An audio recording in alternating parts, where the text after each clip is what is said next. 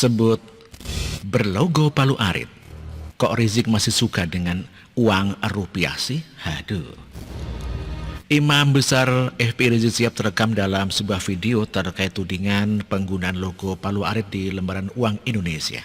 Namun sungguh ajaib, meskipun dia menyebut uang itu berlogo Palu Arit, tetap saja dia menjadi salah satu penyuka mata uang itu.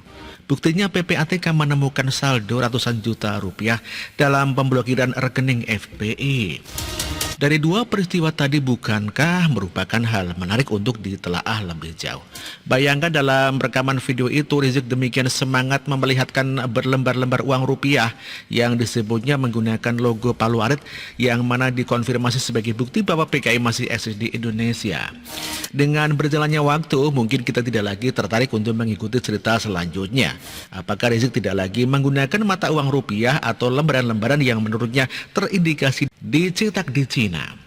Yang cukup menarik adalah peristiwa pemblokiran rekening FPI yang tentu saja sangat valid bahwa rekening yang diblokir menggunakan mata uang rupiah yang semula kita pikir sudah ditinggalkan oleh FPI. Satu lagi pertanda kita dibuat pusing dengan sikap imam besar yang satu ini. Sikap manakah yang coba dia tegaskan? Apakah kebenciannya kepada logo Palu Arit yang tercantum dalam lembaran uang rupiah itu telah menyebabkan tidak lagi menggunakan uang rupiah? Atau barangkali sikap kontroversialnya itu semata-mata untuk menunjukkan dirinya sangat kritis kepada otoritas keuangan negara? Meskipun berkali-kali pihak BI menyanggah tudingan liar tersebut, tetap saja para pendukung Imam Songong se-Antreon Negeri ini diviralkan pernyataan panutannya itu seolah-olah hanya pihaknya yang sepenuhnya benar, sementara pemilik otoritas aslinya dianggap membual. Sebenarnya tanggapan video itu lebih pas jika dilampirkan dalam tulisan ini. Namun karena sudah terbit maklumat Kapolri yang meminta masyarakat tidak mengunggah konten yang berkaitan dengan FPI, maka kita pun diharapkan percaya saja bahwa muatan itu memang benar adanya. Diyakini tudingan kepada BI yang sempat viral itu hanya merupakan ria-ria kecil yang tak perlu dianggap penting. Namun justru di sanalah daya tariknya. Apakah karena cara berpikir Rizik begitu naifnya sehingga setelah membuat rekaman itu dia tak mengubah orientasinya dalam bertransaksi keuangan?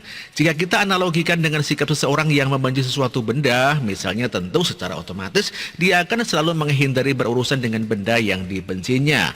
Contoh lain, umat Islam sesuai dengan keyakinan bahwa daging babi haram, otomatis mereka akan selalu waspada terkait kemungkinan makanan mereka mengandung babi. Sangat berbeda dengan kebencian Rizik kepada lembaran uang yang memuat logo Palu Arit, tetap saja dia menikmati lembaran-lembaran tersebut dalam transaksi keuangannya. Segala aspek yang berkaitan dengan FPI memang semakin lama semakin menggelikan karena beberapa saat pemerintah mengatakan melarang segala bentuk kegiatan. Segala aspek yang berkaitan dengan FPI memang semakin lama semakin menggelikan. Karena beberapa saat pemerintah menyatakan melarang segala bentuk kegiatannya, FPI segera mengambil ancang-ancang.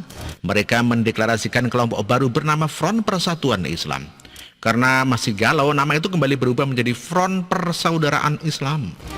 Lalu terkait rekening milik mereka yang diblokir PPATK, bagaimanakah konsekuensinya terhadap keberadaan kelompok baru sebagai pengganti FPI lama?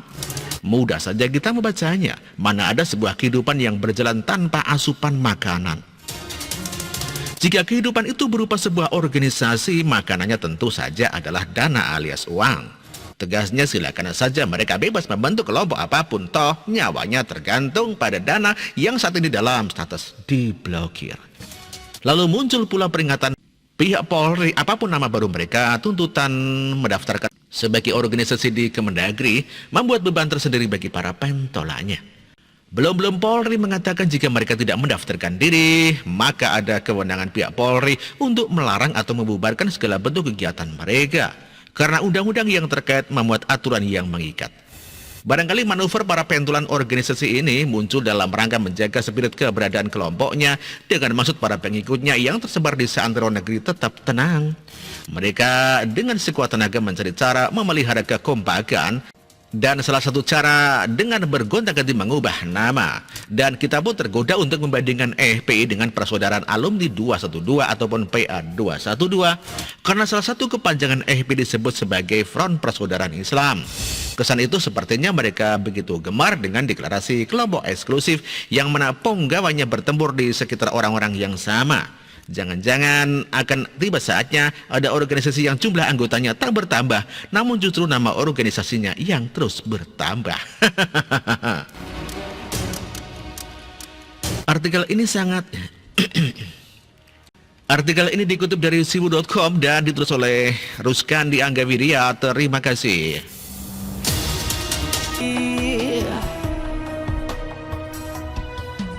Kamu tidak tergantikan,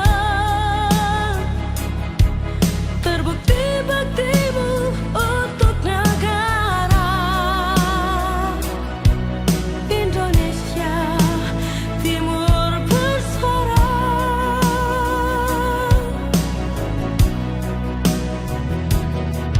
Siang dan malam kau bekerja demi anak bangsa. Jangan menyerah, rakyat mendukungmu.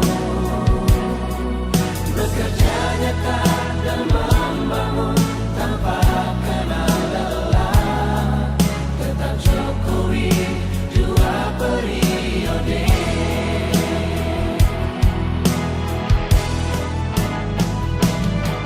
Ayo Jokowi, rakyat mencintaimu. Pilih Jokowi, Indonesia kejar.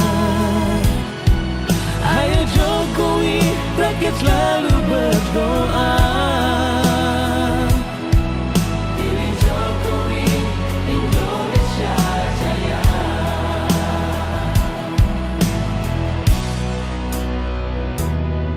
Siang dan malam kau bekerja demi anak bangsa.